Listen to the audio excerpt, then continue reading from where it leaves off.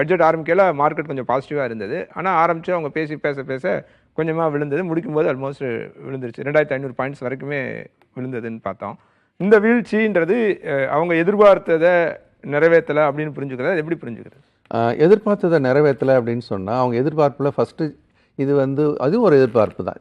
அதாவது ஃபிஸ்கல் டெபிசிட்டும் ஒரு எதிர்பார்ப்பு தான். ஆனால் அவங்க இன்னும் பங்கு சந்தை இல்லை துறை சார்ந்த எதிர்பார்ப்புகள் அப்படின்னு நம்ம பார்க்கும்போது பாசிட்டிவான ஒரு வீழ்ந்ததுக்கான காரணம் அப்படின்னு நம்ம பார்க்கும்போது அது துறை வாரியாக அப்படின்னு பார்த்தீங்கன்னா இந்த ப்ரைவேட் அதை எப்படி நம்ம கேபிட்டல் எக்ஸ்பெண்டிஷன் வரும்போது கவர்மெண்ட் செலவு பண்ணுறதை பற்றி பேசுகிறோமோ அந்த மாதிரி ப்ரைவேட் கேபெக்ஸ்னு சொல்லுவோம். ப்ரைவேட் கேபிட்டல் எக்ஸ்பெண்டிச்சர் இப்போ வந்து கவர்மெண்ட்டு வந்து ரோடு போடுறதுக்கு பிரிட்ஜு போடுறதுக்கு அதுக்கெல்லாம் அவங்க பணத்தை அலோகேட் பண்ணி செலவு பண்ணுறதன் மூலமாக அந்த செலவு யாருக்கு போகும் அப்படின்னா அந்த இப்போ சிமெண்ட் உற்பத்தி பண்ணுற இரும்பு உற்பத்தி பண்ணுற இந்த மாதிரியான இன்ஃப்ராஸ்ட்ரக்சர் ரிலேட்டடான நிறுவனங்களுக்கு ஒரு சப்போர்ட் அது வளர்ச்சி பெறும். அதனால் அதுக்கு சாதகமாக எதிர்பார்க்கப்பட்டது.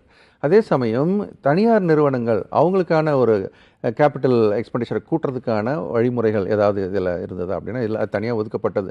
நீயாவா அப்படின்றதான் அந்த டவல் கம்னு ஒன்று சொல்லுவாங்க. அந்த மாதிரி ப்ரைவேட் கம்பெனிஸை பொறுத்த வரைக்கும் நீங்களாக தான் டெவலப் பண்ணணுன்ற மாதிரியான ஒரு இடத்துல அதை அப்படி சுத்தமாக விட்டுட்டாங்க அப்படின்றதும்.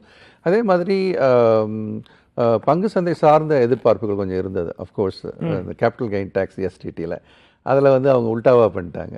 எஸ்டிடி எல்லாம் குறைப்பாங்க இல்லை அபாலிஷ் பண்ணுவாங்க அப்படின்னு எதிர்பார்த்த ஒரு நேரத்தில் அவங்க ஃபியூச்சர்ஸுக்கு வந்து எஸ்டிடியை கூட்டிட்டாங்க. ஆமாம், 0.05%, ஆப்ஷன்ஸுக்கு வந்து 0.15% கூட்டிட்டாங்க. அதாவது அஃப்கோர்ஸ் நீங்கள் ஏன் ஃபியூச்சர்ஸ் பண்ணுறீங்க ஏன் ஆப்ஷன்ஸ் பண்ணுறீங்கன்னு அடுத்த கேள்வி இருக்குது.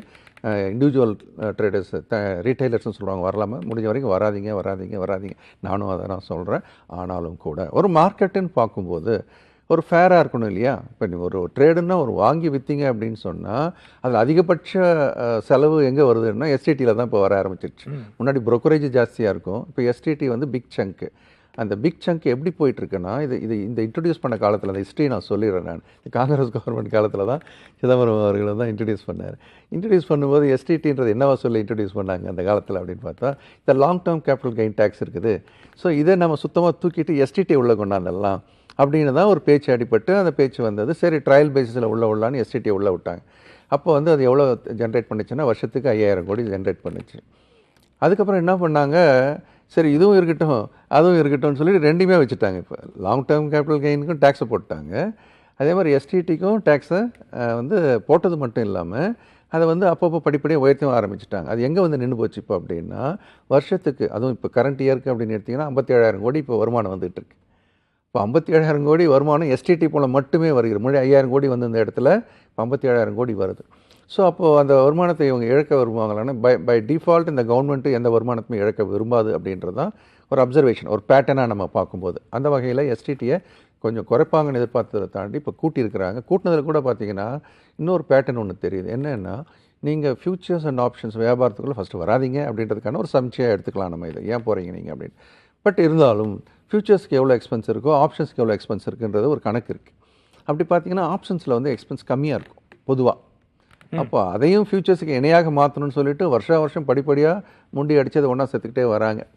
அஃப்கோர்ஸ் ஒரு பக்கம் பார்த்தீங்கன்னா இன்ஸ்டிடியூஷன்ஸுக்கு இது எந்த விதத்தில் பாதிக்குன்னா கண்டிப்பாக ஒரு பாதிப்பை ஏற்படுத்துது. ஏன்னா இது ஜாஸ்தியாக இந்தியாவில் அந்நிய முதலீடுகள் அந்நிய நிதி நிறுவனங்கள் வந்து இந்தியா விட்டு போயிட்டு தான் இருக்கிறாங்க. இந்த வருஷம் ஃபுல்லாக 40-45,000 கோடி இது வரைக்கும் வெளியில் போயிடுச்சு இந்த வருஷத்தை பொறுத்த வரைக்கும். மார்க்கெட் எந்த அளவுக்கு பாதிக்கும்னு நினைக்கிறீங்க?